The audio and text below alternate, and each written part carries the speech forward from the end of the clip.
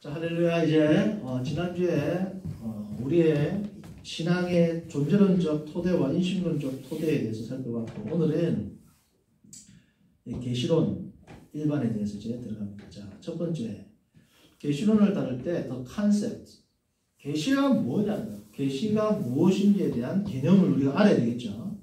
계시에 대한 개념을 먼저 우리가 살펴볼 겁니다. 개념을 알기 위해서는 당연히 뭐부터 정의를 알아야 돼요. definition. 계시가 무엇인지에 대한 사전적 뜻부터 우리가 살펴봐야 될 겁니다. 그리고 이 계시에 대해서 알려주는 성경의 내용들이 많은데 특별히 세 가지를 시편과 마태복음 두 구절을 제가 살펴볼 겁니다. 그리고 우리에게 계시가 필요한 이유. 다시 말하면 우리가 신앙생활을 우리가 하나님을 인식할 때 계시가 왜 필요한지에 대해서 살펴볼 겁니다. 자, 그래서 이 계시의 컨셉, 개념을 알기 위해서 첫 번째 뭐라고요? definition, 정의를 알아야 돼요. 성도님들, 정의가 뭐예요? 그만큼 중요한 겁니다. 그죠? 정의를 알아야 개념이 잡히잖아요. 자, 그래서 이 계시가 뭔지. 자, 구약은 히브리어로 쓰여 있습니다. 그렇죠? 신약은 헬라어로 쓰여 있죠. 자, 히브리어를 보면 계시라는 말에 여러 가지가 있죠. 가장 대표적인 것은 갈라입니다. 갈라라는 동사가 있는데, 참고적으로 말씀드리면 성도님들, 히브리어에는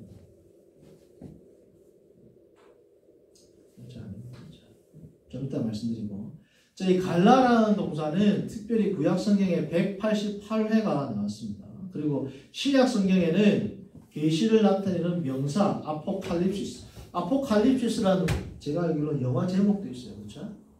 아포칼립시스라는 이 명사가 신약 성경 18회 나왔고, 아포칼립토라는 동사가 26회가 나왔습니다. 자, 성도님들 보시면 그리스 헬라어로는 명사와 동사를 두 개 다 제가 게재를 했는데, 히브리어에서는 계시라는 단어에 대해서 제가 동사만 소개를 해드리는 것을 보게 될 겁니다. 그렇죠?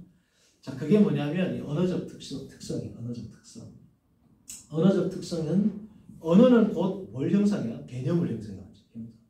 그러니까 언어적인 특성은 그 사람들의 철학과 문화를 형성하고, 그리고 철학과 신학을 형성하고, 그리고 문화를 형성하고, 삶을 형성합니다. 그래서 이 말이 그렇게 중요한 거잖아요. 그렇죠? 그래서 히브리어는 동사가 중요합니다. 동사가. 명사보다 동사가 중요해요.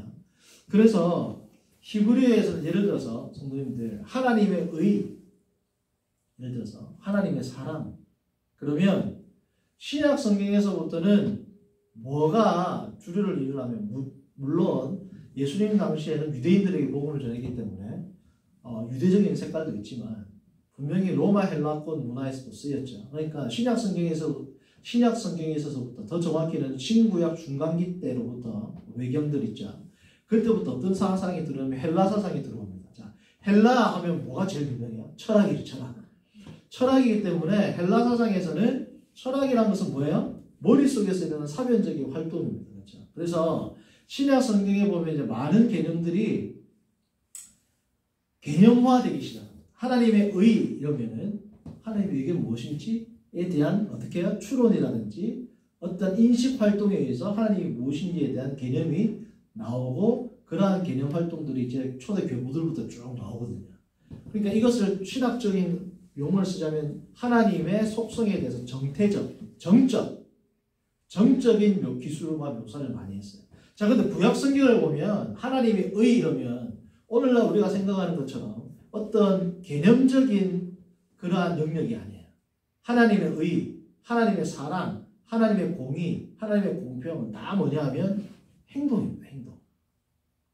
그래서 다이나믹해요. 동적이라고 해요. 정적이 아니고. 자, 예를 들면 하나님은 의로우시다. 시편을 보면 그 의로운 이유가 나와요. 의로운 이유가 어떠한 개념적으로 의가 무엇이고, 의는 이러한 것이고, 이러한 사고를 통해서 볼 때는 하나님의 의는 이런 것입니다 라고 다소 신학적이거나 철학적인 방법이 아니고 하나님의 의로운 이유가 딱 구체적으로 나와요. 이스라엘을 구원하셨다. 출애굽 때 홍해를 가르셨다. 이스라엘 대적에게 복수를 하신다. 와 같은 정확한 하나님의 행동들이 나오고 나서 그러므로 하나님은 의로우시도다. 할렐루야. 시편을 보면. 하나님의 의라든지 하나님의 사랑이라든지 하나님의 헤세드, 하나님의 이 뭡니까 이 자비라든지 이런 개념들이 우리가 생각하는 정적인 개념으로 나오는 게 아니라 다 뭐야?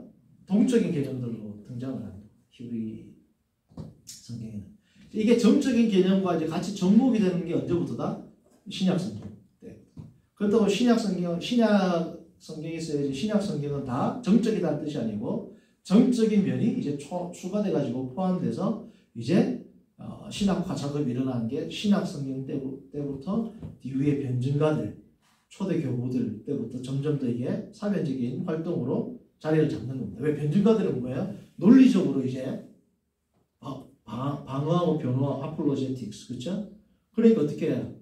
활동이 아니고 이제 논리적으로 사변적으로 변증을 해야 되는 겁니다. 그렇죠? 그래서 신약 성경, 신약 시대에 이르러서부터 그리고 사도들, 속사들, 변증가들 그리고 이렇게 쭉 이제 신약이 이루어지면서 점점 더 이제 활동적인 측면보다는 개념적인 측면들이 많이 부각이 되게 된다. 라고 이제 참고적으로 신학을 할 때 우리가 상식적인 차원에서 이걸 알고 계시면 됩니다. 자, 그래서 갈라라든지 아니면 아포칼립토라는 말의 의미는 뭐냐면 to reveal, 드러내는 겁니다. to uncover, 벗겨내는 거. cover를 벗겨내는 거. to lay bare, 예를 들면 옷을 입고 있으면 옷을 이렇게 벗기듯이 disclose, make known, 알리고 드러내고 예를 들면 이렇게 걷어내는 것을 뭐라고 하냐면 뭐라고요? 계시라고 한다. 계시. 그래서 계시라는 말에 있어서 제일 중요한 개념은 뭐냐? 자, 드러냈다. 그리고 uncover, 커버가 있는데 벗겨내는 거죠. 옷이 있는데 옷을 예를 들어서 이렇게 벗겨내는 거죠. 자, 벗겨낸다라는 것은 드러낸다라는 것은 무슨 뜻이 있어요? 없던 거를 만들어낸다는 게 아니죠. 있는데 덮여 있는 거를 이 덮인 것, 예를 들면 눈이 있는데 눈앞에 뭐가 천이 덮여 있어. 이걸 걷어내는 걸 뭐라고 한다고요? 계시라고 합니다. 덮인 거를 걷어낸다는 뜻은 걷어낸다라는 의미는 없던 시력을 준다는 뜻이 있어요, 없어요? 없습니다. 그렇죠? 없던 빛을 만들어낸다는 뜻이 있습니까? 없습니다. 그러니까 계시라는 말에 있어서 중요한 건 뭐냐면 not manufacturing, 쉽게 말하면 진리를 만들어내는 게 아니라 진리를 드러낸다와 진리를 만든다는 너무 큰 차이입니다. 그렇죠? 계시는 진리를 드러내는 거예요. 이게 너무 간단한 진리지만 이게 딱 중심을 잡고 있어야 앞으로 성경에 오르라든지 뽑을 때 이게 딱 잡히거든요. 다시 말하지만 계시는 진리를 만들어내는 것이 아니고 있는 진리와 덮여있는 진리를 드러내는 것이다. 자, 그러므로 계시는 뭐냐면 계시를 하고자 하는, 그러니까 계시하지 않았으면 보이지 않았던 그 실체가 무엇인지를 우리에게 볼 수 있도록 합니다. 그게 계신 겁니다. 그렇죠? 자, 제가 예를 들면 이런 거예요. 자동차 보면 이렇게 새 자동차 나오면 이렇게 뭐야? 이렇게 천으로 이렇게 가려놓잖아요. 나중에 짜잔하고 차를 공개할 때 이걸 어떻게 해요? 벗겨내면 이 차가 어떤 차인지 알아요, 몰라요? 안단 말이죠. 이 차의 브랜드가 뭔지, 디자인이 뭔지, 색깔이 뭔지 도표했을 때 도저히 알 수 있어요, 없어요? 차라는 건 알지만 이 차가 어떤 것인지는 알 수 없습니다. 커튼이 있어요. 쫙 쳐놓으면 빛이 안 보인단 말이죠. 이걸 딱 걷어내는 순간 바깥 세상이 어떻게 해요? 빛을 통해서 내 눈에 들어오는 겁니다. 이게 뭐라고요? 계시입니다. 없던 바깥 세상을 만들어내는 게 아니란 말이죠. 자동차를 만들어내는 게 아니란 말이죠. 그렇죠? 없던 것을 있게 만드는 것이 아니라 원래 존재하는 것을 우리 눈에, 우리의 인식으로 들어오게끔 만들어주는 작업이 뭐다? 계시이다. 자, 그러므로 계시는 첫 번째, 없던 것을 만들어내는 것이 아니고, 두 번째, 또 중요한 게 뭐냐? 있던 것을 드러낸다라는 의미는 뭐예요? 안 드러냈으면 우리가 도무지 알 수 없고, 액세스, 접근할 수도 없고, 도저히 우리가 추론할 수도 없는 그것을, 그 영역을 우리에게 나타내 보여줍니다. 자, 성도는 우리에게는 사실은 하나님이 계시해 주지 않은 것은 알 수가 없어요. 어떤 것도 마찬가지입니다. 일반 계시에서도 마찬가지예요. 사람들은 과학을 발견하든지 어떤 이론을 발견하든지 어떤 물리 법칙을 발견하든지 딱 하나님이 그때 뭐야? 보여주는 겁니다. 우리가 생각할 때 발견하는 것 같아요. 그래서 하나님의 모든 영광, 하나님의 모든 지식, 하나님의 모든 기쁨, 심지어 하나님의 모든 섭리, 하나님의 속성, 하나님의 본질, 이 모든 것들을 드러내는 작업을 뭐라고 한다? 계시라고 합니다. 그러므로 이 계시가 뭐예요? 하나님의 은혜입니다. 은혜. 계시하는 것 자체가 은혜예요. 자, 그래서 우리랑은 입장이 많이 다른 칼바르트의 말은 또 말 중에서 참 좋은 말들도 많이 인용을 합니다. 칼바르트가 쓴 책 중에서 Evangelical Theology라는 게 있어요. 복음주의 신학. 이 복음주의 신학이라는 칼바르트가 쓴 이제 아주 입문서라고 할 수 있는 신학 입문서에서 뭐라고 하냐면 나와 있죠. 자, 이게 무슨 뜻이냐 이 뜻입니다. 역사가라든지 아니면 수필가라든지 문학가라든지 아니면 과학자들 같은 사람들은 자기의 분야에서 자기가 어떤 업적을 가졌다라고 그들은 말할 수 있다. 자기들이 발견했다 생각하니까. 물론 그것도 하나님 계시를 해주는 거지만 일반 불신자들은 자기들이 발견했다라고 생각을 하겠죠. 내가 좋은 작품을 썼다. 좋은 역사 자료를 찾았다. 좋은 과학을 발견했다. 그러나 어떠한 신학자도 그 신학자가 참된 신학자라고 한다면 그는 결코 자랑할 수 없다는 거예요. 왜? 그가 어떤 하나님의 사상에 대해서 눈꼽만큼이라도 알았다면 그것은 누구 때문이다? 그것을 알게 하신, 그것을 계시하신, 그것을 드러내 주신 하나님 때문이야. 그래서 A theologian is always dependent upon God. 뭐야? 신학자는 항상 하나님께 의존적이라는 거야. 어떤 하나님? Revealing the truth to him. 그에게 진리를 계시하시는 그 하나님께 항상 의존하고 있기 때문에 그가 알게 되는 하나님에 대해서 그 어떠한 자랑도 있을 수 없다. 그러니까 계시를 우리가 정말 믿음으로 수납한다면 우리가 신앙생활을 할 때 교만할 수가 없는 거죠. 왜냐하면 내가 예를 들어서 다른 성도보다 좀 더 믿음에 앞서 있다. 하나님에 대해서 좀 더 알고 있다. 그것은 전적으로 100% 누구 때문이다? 하나님 때문이다. 그러니까 하나님이 나에게 비춰지는 계시의 빛을 이 스포트라이트를 이쪽으로 딱 옮겼으면 어떻게 돼요? 이분이 신앙에 앞서 있을 거란 말이죠.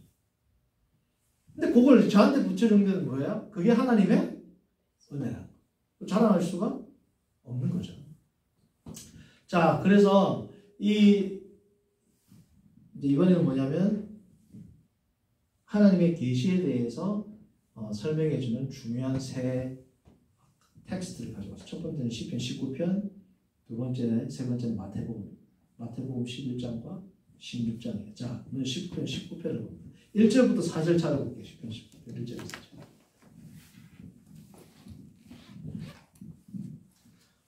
간단하게 오늘 이 키 패시지 세 가지의 단락을 알아보고 끝내도록 하겠습니다.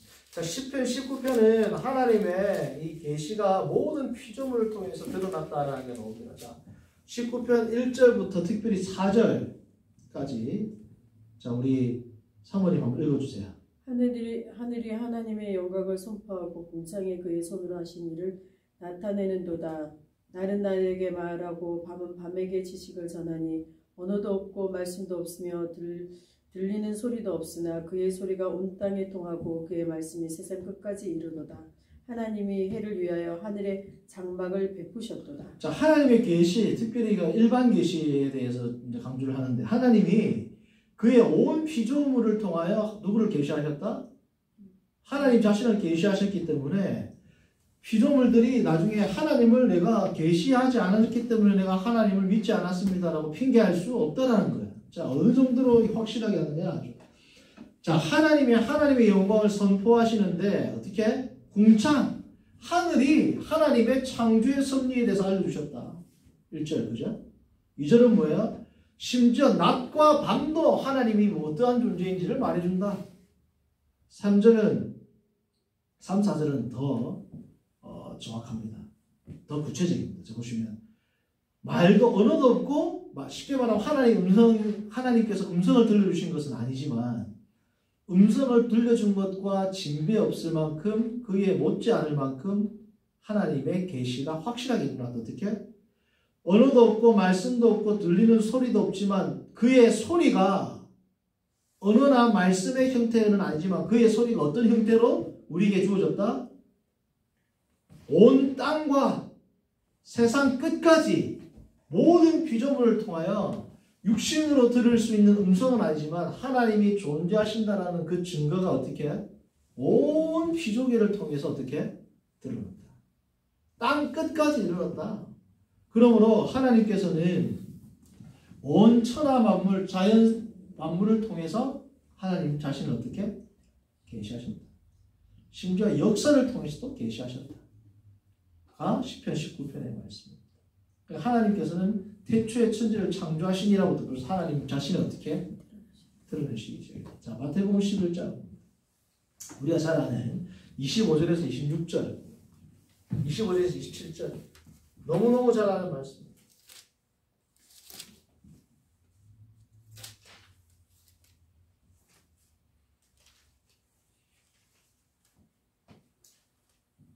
자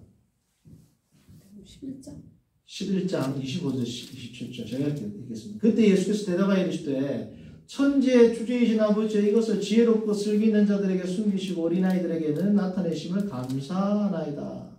11장까지 할게요. 16장은 조금 내용이 많으니까.